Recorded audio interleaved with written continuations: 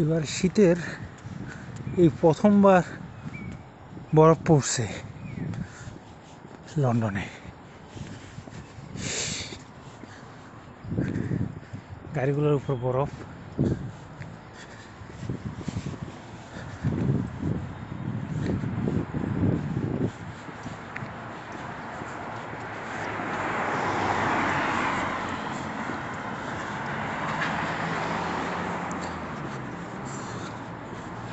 আমাদের জন্য ইউকেতে এবারই প্রথম, আর প্রথমবার এই বরফের সময় বের হওয়া।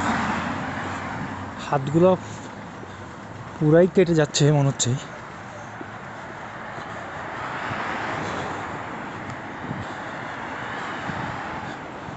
এটা কিন্তু খুব বেশি শীত না, এখানের জন্য এই শীতের হিসেবে এটা মাত্র শুরু বলা যায়। এটা তো অল্প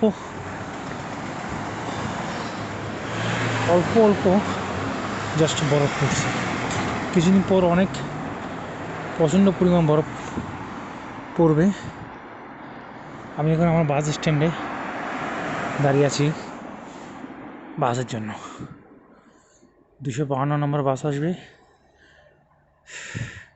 এই শালা বাসটা সব সময় লেট করে, শালা কোনো কিছু ঠিক নেই। অন্যান্য রুটের বাসগুলো মোটামুটি ঠিক আছে, আমার এই 252 অলওয়েজ যেখান থেকে উঠি এটা সব সময় এটা ঝামেলা করবে। বাড়িগুলো আবার দেখায় একদম বাসার সামনেই একটা, এই বাসার সামনেই এটা বাস স্ট্যান্ড। এই বাসাগুলোর মধ্যে কেউ থাকে কিনা আমি বুঝতে পারতেছি না, থাকলেও কীভাবে থাকে। বাস স্ট্যান্ড, এখানে সে গাড়ি ঢুকোতে পারবে না, কিছু করতে পারবো না। আমি তো বুঝলাম না কীভাবে কী করে।